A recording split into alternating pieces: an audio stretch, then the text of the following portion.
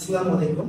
আজকে আমরা জানবো কোষের সবচেয়ে ইম্পর্টেন্ট একটি অঙ্গ সম্পর্কে, যার নাম মাইটোকন্ড্রিয়া।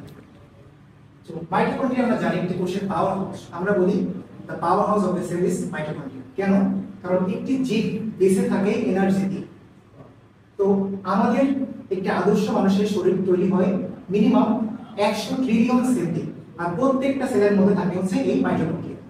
এই মাইটোকন্ড্রিয়াই হচ্ছে আলটিমেটলি এটিপি প্রোডাকশন করে, যে এটিপিকে আমরা বলি বায়োলজিক্যাল কয়েন, অ্যাডিনোসিন ট্রাইফসফেট, যেটা দিয়ে একটি জীব চলে। এখন দেখি মাইটোকন্ড্রিয়ার পার্টস কি। মাইটোকন্ড্রিয়া যদি বাইরে থেকে দেখি, এটা হচ্ছে বাইরের মেমব্রেন, এটা ভেতরের মেমব্রেন। তো দেখো বাইরের মেমব্রেনটা হচ্ছে সোজা, বাইরের মেমব্রেনটা একদম সোজা, কিন্তু এই যে ভেতরের মেমব্রেন, এই ভেতরের মেমব্রেনটা হচ্ছে একটু বাঁকা, একটু বাঁকা। তো এই যে বাইরের মেমব্রেন আর ভিতরের মেমব্রেন, এদের মাঝখানে এই যে ফাঁকা জায়গা, এটাকে আমরা বলবো বহিস্থ কোষ। আর এই যে ভিতরের মেমব্রেন, এই যে প্রবর্ধিত অংশ, আঙ্গুলের মধ্যে যে প্রবর্ধন, এই প্রবর্ধনগুলোকে আমরা বলবো ক্রিস্টি।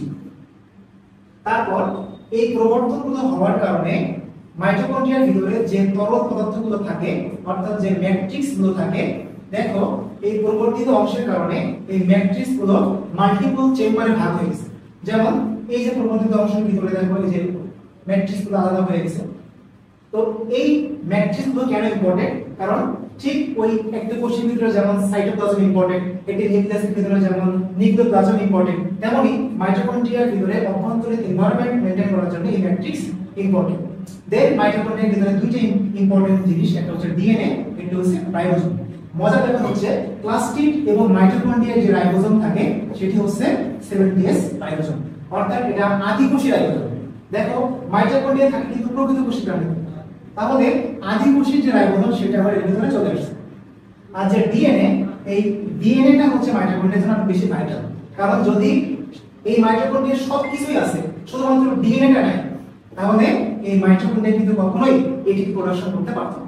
অর্থাৎ এই মাইটোকন্ড্রিয়ার মেইন চাবি হচ্ছে এই ডিএনএ। এখন আমরা আসবো মাইটোকন্ড্রিয়ার সবচেয়ে ইম্পর্টেন্ট পার্ট, সেটা হচ্ছে এটিপি সিনথেজ।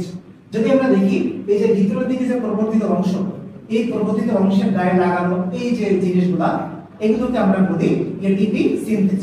এটা সাধারণত দুই রকম হয়, একটা হচ্ছে সরাসরি একটা অংশ লাগানো থাকে অর্থাৎ গোটা বিহীন, আর একটা দেখো কিছু অংশ প্রবর্ধিত অর্থাৎ এটা হচ্ছে গোটা যুক্ত। তাহলে এটিপি সিনথেজ টু টাইপস, একটা হচ্ছে গোটা বিহীন, একটা হচ্ছে গোটা যুক্ত। তাহলে এটিপি সিনথেজের ইম্পর্টেন্স আমরা জানি যে মাইটোকন্ড্রিয়া মেইনলি এটিপি তৈরি করে, তাহলে সিনথেজ মানে হচ্ছে তৈরি করা বা সংশ্লেষণ করা।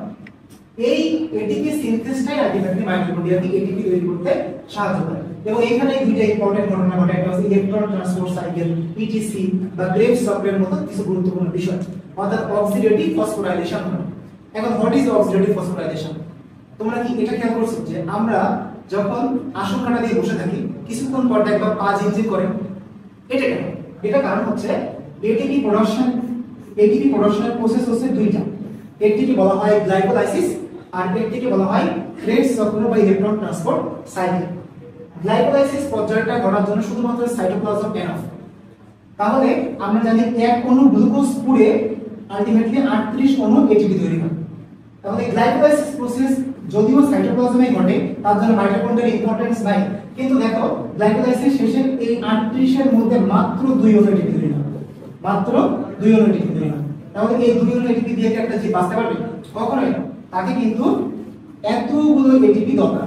এইজন্যই আমাদের আছে ইটিসি বা ক্রেবস চক্র, আর এই ইটিসি বা ক্রেবস চক্র করার জন্য কিন্তু এই এটিপি সিনথেজ ইম্পর্টেন্ট। তাহলে কেন আমরা আসন কাটা দিয়ে বসে থাকতে পা ঝিমঝিম করে? কারণ হচ্ছে তুমি পাবা মাত্র 2 অণু এটিপি, তাহলে বাকি এটিপি প্রোডাকশন কিভাবে হবে? আমরা জানি যে আমরা যদি আসন কাটা দিয়ে বসে থাকি, তাহলে রক্তনালীগুলো সংকুচিত হয়ে যাবে, অর্থাৎ রক্তনালীগুলো চাপ খেয়ে যাবে। তাহলে রক্তের মধ্য দিয়ে আমরা যদি হিমোগ্লোবিন কি করে অক্সিজেন পরিবহন করে, তাহলে অক্সিজেন না হলে কি এই এটিপি সিনথেজ চলবে? কখনোই চলবে না। তাহলে যদি অক্সিজেন না থাকে, তাহলে হবে অ্যানারোবিক গ্লাইকোলাইসিস, অর্থাৎ অক্সিজেনের অনুপস্থিতিতে গ্লাইকোলাইসিস, যেখানে মাত্র 2 অণু এটিপি তৈরি হবে এবং বাকিগুলো এটিপি তৈরি না হয়ে তৈরি হবে ল্যাকটিক অ্যাসিড। ল্যাকটিক অ্যাসিড, আর এই ল্যাকটিক অ্যাসিড হচ্ছে একটা পেইন সেনসিটিভ সাবস্টেন্স। এরা কিন্তু আমাদের শরীরে পেইন প্রোডাকশন করে।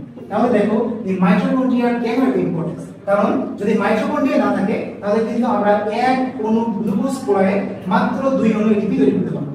আর যদি মাইটোকন্ড্রিয়া থাকে তাহলে ওই এক অণু গ্লুকোজ পোড়ায় আমরা টোটাল 38 অণু এটিপি তৈরি করতে পারবো। আর এই যে টোটাল এটিপি তৈরির যে প্রোডাকশন যে মেইন বিষয় সেটা হচ্ছে এই এটিপি সিনথেসিস। তো এ পর্যন্তই, থ্যাংক ইউ ভেরি মাচ।